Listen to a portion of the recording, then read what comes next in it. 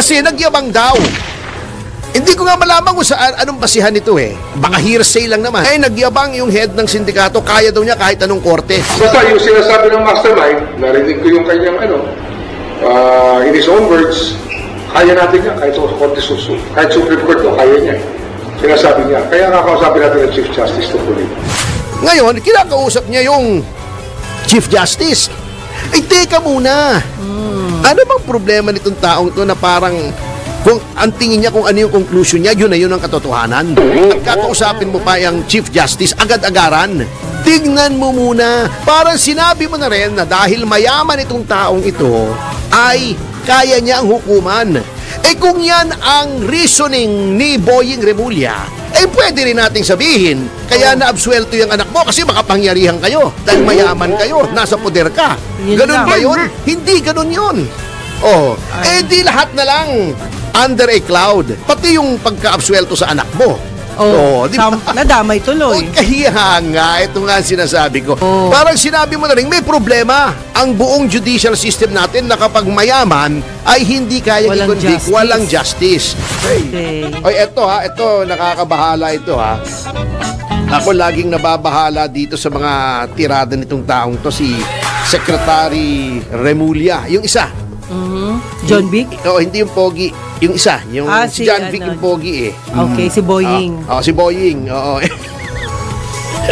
Anyway, eto kasi kita mo yung tungkol sa mga missing sabongero. Bakit ba kasi ang DOJ natin ang hilig-hilig sa prejudgment? Hindi ko sinasabing walang krimen magkaliwanagan po tayo.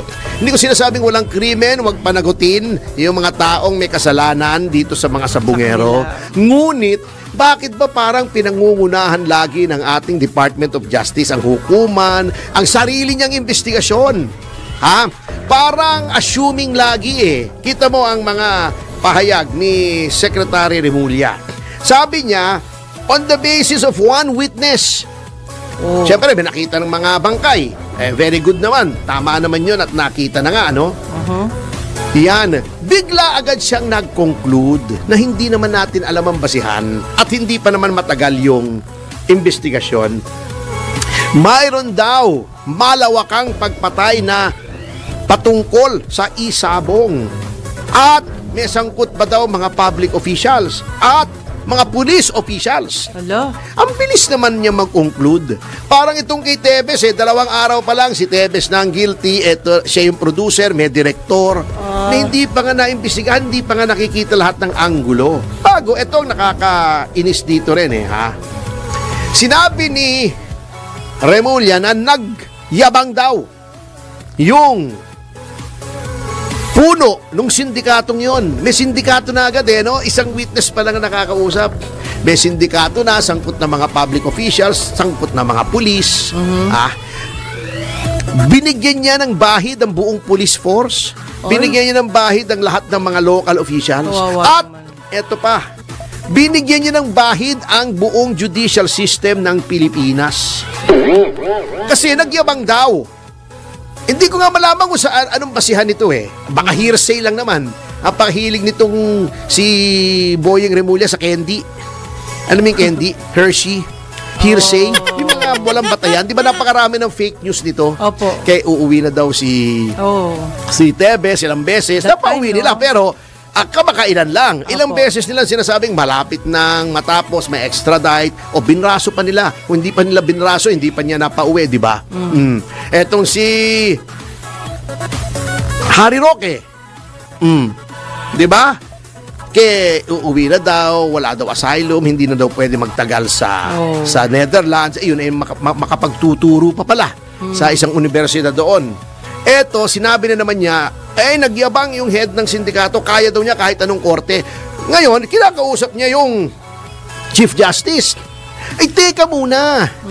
Ano bang problema nitong taong to na parang kung ang tingin niya kung ano yung conclusion niya, yun na yun ang katotohanan. At kakausapin mo pa yung Chief Justice agad-agaran. Tignan mo muna. Kasi hindi porkit nagyabang isang tao, kaya ko yan, kaya ko yan. Kaya nga niya yan. Tignan mo muna. Parang sinabi mo na rin na dahil mayaman itong taong ito, ay kaya niya ang hukuman.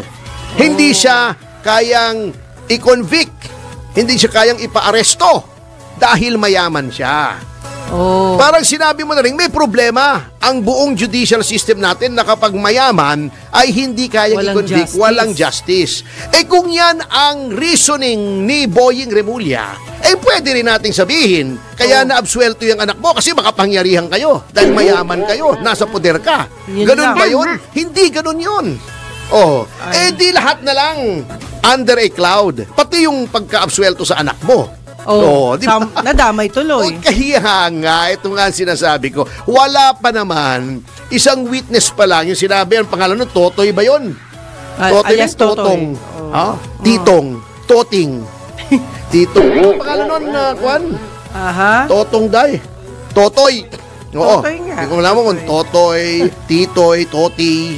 Hindi naman, ibang mga kombinasyon, parang pangit eh. Opo. Totoy, Titoy, Toti. Yung susunod, pangit. Pag maraming, attorney, pag maraming naniwala sa kanya, lalabas na wala tayong justice system sa Yun bansa. nga, bakit ganun ang assumption? Base lamang sa hilaw na investigasyon. Yan ang mabigat sa ating justice system. Yan ang sinasabi ko, napaka-politicized. Nabababoy na yung justice department natin. Ang daming magagaling na professionals dyan sa justice system dahil lang yung leader mo medyo may pagkakengkoy ng konti ang takbo ng utak. Sisiraan pati judicial system. Ano ba yan? Diyos ko. Anyway, sa notang yan ay magbabalik ang Yes, Yes, Yo, Topacio. 1, 2, 3, Yeba!